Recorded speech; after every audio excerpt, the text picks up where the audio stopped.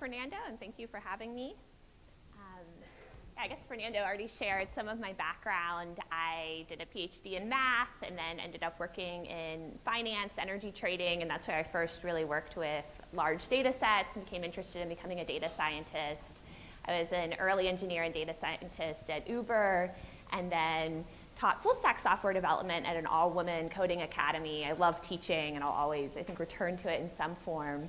2 years ago, together with Jeremy Howard, I started Fast AI with the goal of making deep learning more accessible and easier to use. And we do this both through research, we've built a library, as well as through education. I'll talk a little bit more about our course in a moment. I'm on Twitter at math_Rachel, and I blog about data science at fast.ai. I blog about diversity and inclusion in tech on Medium at Rachel THO. So AI needs you. I'm really worried about misuses of AI. This includes the way that we're encoding biases. So there's an infamous example from 2015 of Google Photos labeling Black people as gorillas. And this failure of computer vision, particularly on people of color, continues. There was a study that came out just earlier this year in 2018 by Joy Balamwini and Timnit Gebru, where they evaluated commercial computer vision products from Microsoft, IBM, and Face++, which is a giant Chinese company, and found that the error rates were significantly worse on people with darker skin. They were significantly worse on women than on men. So they did by far the worst on dark-skinned women. So this is really important research that's happening, but kind of scary how these biases are being encoded.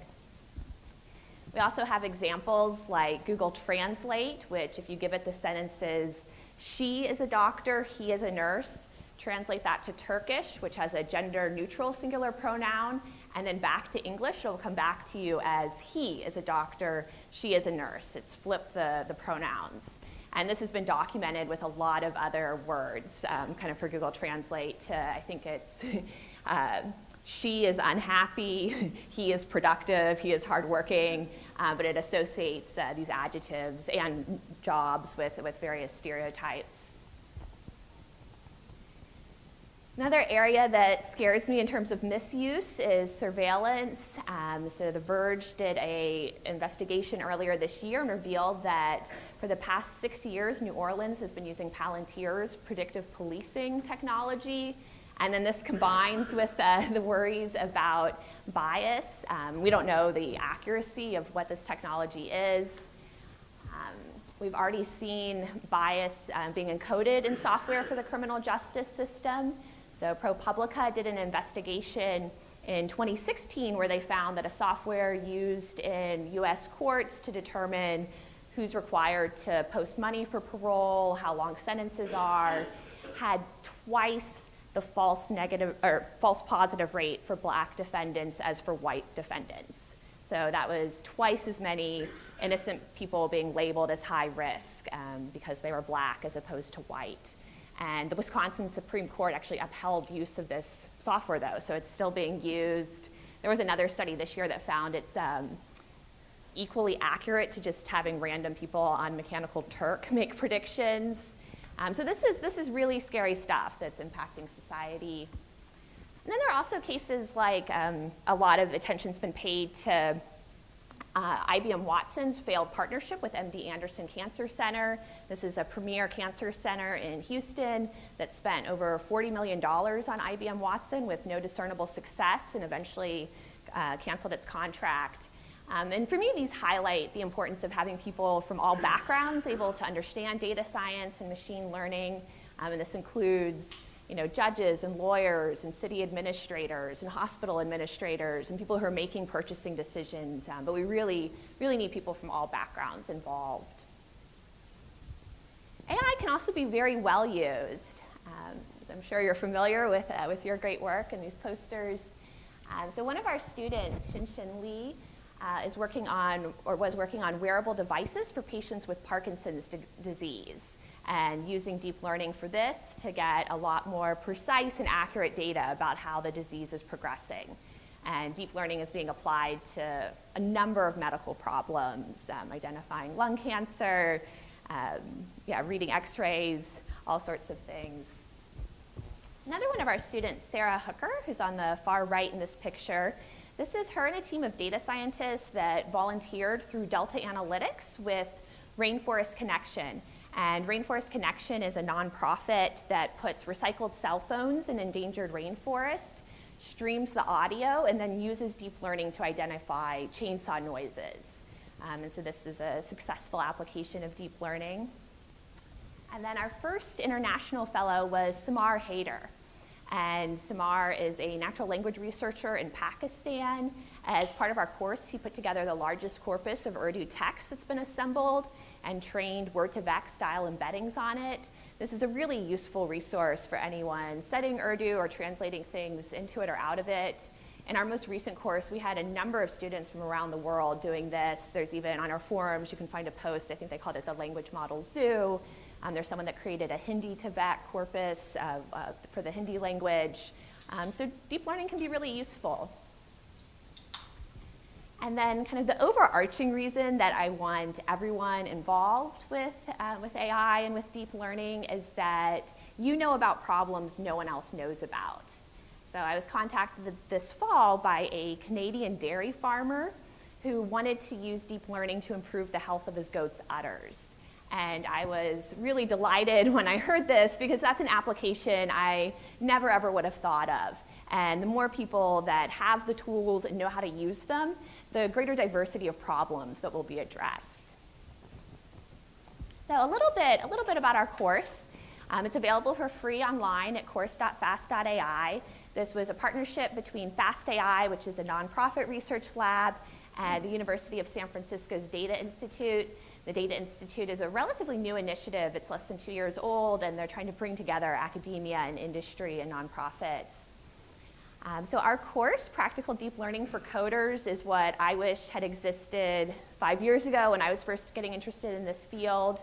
It's distinctive in that there's no advanced math prerequisites. It is super kind of code first, hands-on, yet it takes you to the state of the art. Because of some of the more practical tutorials out there, many of them kind of settle for these okay-ish results, whereas we really wanted things that were state of the art. And I'll talk a little bit more about that in a moment. We've had over 100,000 students take the course. Many of them have gone on to get new jobs, launch companies. We had one whose work was featured on HBO, another student who got into the Google Brain residency and now works there. So a lot of success stories coming from this. So the barriers to using AI and deep learning in particular are much lower than many people realize. And I want to go through and bust several myths that I commonly come across related to this. So the first myth is that you need a deep learning PhD from Stanford. I possibly should have changed this to Berkeley for this talk. Neither is true. So Melissa Favros is a student who was working on her PhD. It was in English literature, focusing on American poetry. And she's been my student twice. I taught her when she was switching careers to become a software developer. And then again, she took our course 2 years ago in deep learning. She now works for Kiva. Kiva is a nonprofit micro-lending platform. Kiva allows users to make and receive small loans all over the world. A typical loan recipient is someone like Elizabeth, a Kenyan farmer who took a loan for plants and fertilizer and farm training. And Melissa discovered that computer vision products don't work on people of color, which includes a lot of Kiva users. As we saw kind of earlier with the example from Timnit and Joy's research. And so Melissa is working on a project to address this. She won a $1 million AI for Everyone challenge to help fund her work earlier this year. And she's putting together a more representative data set through this. Another myth about deep learning is that you need, quote, big data. And I think that there are a lot of buzzwords that go along in the field of data science, but I think the hype around big data has been particularly harmful. So just briefly, kind of the terminology, deep learning is referring to a particular class of algorithms, many layered neural networks, and that's what my main focus is. And that's where a lot of the concrete advances that we hear about happening in AI are all coming from.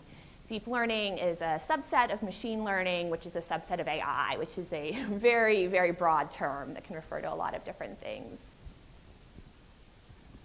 So technique that we focus on a lot in our course is transfer learning. And transfer learning is where you take a pre-trained model that was trained on a different and often larger data set and fine-tune just the last few layers for your particular problem and your particular data set. Last year, after our first lesson, we had a student go and download just 30 training images of people playing cricket and people playing baseball, and he trained a classifier to tell the difference between those two. So this is a great example of how transfer learning can help you work on very, very small data sets, and also why it's so important that there are research groups and companies that are open sourcing their models so that this is possible. So cricket versus baseball is a fairly fun example. A more serious one comes from my co-founder, Jeremy Howard's previous company, Analytic. They were the first startup to apply deep learning to medicine, and they created an algorithm that is more accurate than a panel of expert human radiologists at diagnosing lung cancer. And they did this using just 1,000 CT scans from people with lung cancer. So this is a very small data set, and they had excellent, excellent results. And again, they were using transfer learning, so taking a classifier that had been trained on a much larger data set and fine-tuning it to this particular problem. So that kind of raises the next question of, okay, if we have this algorithm that's doing better than a panel of human radiologists, do we still need human radiologists? And the answer is absolutely yes. Deep learning does not replace domain expertise. Radiology is a really interesting field in that we're at a point where there are a number of radiologists that have become experts in deep learning and are contributing really valuable things to both fields by having this cross-expertise.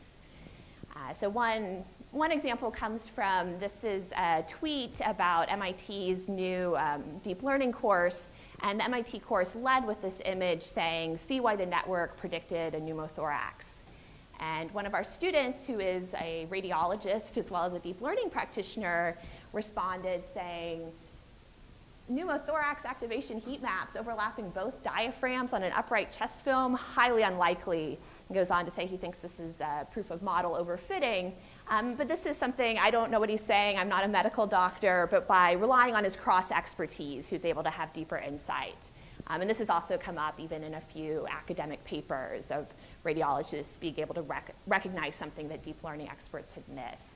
And so this is part of the reason why at FastAI and in general, we really want people from all fields learning the deep learning they need, because they already have the deep expertise in their field.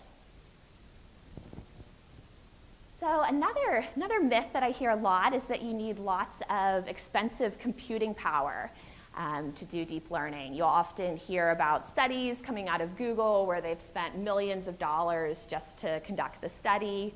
And this is not the case. Most practical real-world applications that I've worked on or know about can be done on a single GPU. You can rent a GPU in the cloud for just 45 cents per hour. So this is a lot more accessible than many people realize. At FastAI, we had a chance to test our hypothesis recently. Stanford's Dawn Lab held the first deep learning speed test. And so this was a competition to see how fast and how cheaply you could train image classifiers. We were competing against teams from Google and Intel that had far more resources than we did, but we did really well in several categories. This has been covered in The Verge, as well as on our blog. We kind of go into a lot of the details about, we were able to train ImageNet, which is a 160 gigabyte data set, in 3 hours for $25. And then Cyfar 10, which is a smaller data set, it's 160 megabytes, and it's representative of the size of data sets that many people and companies have. The previous, I think when we entered the competition, the top entry on the leaderboard was doing it in an hour. We were able to do it in under 3 minutes for 25 cents. So this is yeah, I think a lot more accessible than most people realized. And kind of our secret weapon was we used results from academic papers from less prestigious institutions. So the deep learning community, I think like many academic communities, often is overly focused on prestige and often ignores kind of less prestigious results or ideas. And so what we were using was all publicly available, but ideas that we felt like had been overlooked by kind of the mainstream deep learning community. And so our thesis with FastAI, and I think that kind of these results on Dawnbench have confirmed it, is that innovation comes from doing things differently, not just from doing things bigger. And then kind of in particular, our results for the CIFAR 10 category, we were fastest and cheapest. For ImageNet, we had the lowest actual cost. We were the fastest on GPUs, the fastest on a single machine, the fastest on publicly available infrastructure. So the winners in this category were, for speed, were from Google, but they were using TPU pods, which are only available if you work at Google and are also very, very expensive. And our entry was faster than Intel's entry on 128 machines. So this was exciting. I should also say this was using our FastAI library, which is built on top of PyTorch, and it's open source. And this is a picture of our deep learning study group that we had going on for the last 7 weeks as part of our course. And so most people on this team were part-time students. Nobody had an advanced degree in deep learning. So next myth, and hopefully this has kind of been disproved somewhat by the earlier part of this talk, is that deep learning only works on very limited types of problems. It's true that it is the kind of best developed for computer vision. A really interesting problem was solved by our student Gleb Essman, and he's a security expert at Splunk. And he said this was based on just kind of a modification of lesson 1. He came up with a new fraud detection algorithm, and he basically converted fraud detection into a computer vision problem. So he took behavior biometrics of where someone's moving a mouse, where they're clicking or stopping, and used that to identify fraud. So while deep learning, and this I should say, Splunk loved these results. They gave him a nice bonus. There's a good blog post about this work. So while deep learning is furthest along in computer vision, it's also very, very widely used on language and audio and translation. And something that's kind of lesser known, but is a widely used case, popular use case as well, is using deep learning on tabular data. So this is the type of data you would have in a pandas data frame or in a SQL database. Deep learning can be applied there. And so I wrote a blog post about this recently. There's also a great blog post from Instacart and Pinterest on how they're applying deep learning to this sort of data. So with Instacart, you know, their entries are all about various shoppers and the price of various products. Pinterest, I think this is cute. They have a pin-to-vec library modeled after Google's word-to-vec, but how they represent different pins to find related pins. But you can use this for making, you know, forecasting sales. That's a use case that we cover. And the final myth that I hear and read a lot is that AI experts are scarce and hard to find. So you'll read companies complaining about how hard it is to hire a Berkeley PhD or to find someone with deep learning expertise. But really, and kind of as we've shown through the course, people from all backgrounds can and are learning how to use deep learning, and all the previous examples here. So again, kind of the student stories I've shared all came from our course, Practical Deep Learning for Coders. It's available for free. And as Fernando said, we just launched part 2, which is cutting edge. It talks about learning how to read and implement academic papers. But even in part 1, we're getting to state-of-the-art results. And it goes through computer vision, natural language processing, and tabular data. So the world needs you involved in AI, and the barriers to entry are much lower than you may have realized. Feel free to reach out to me. I'm on Twitter or on my blog. Thank you.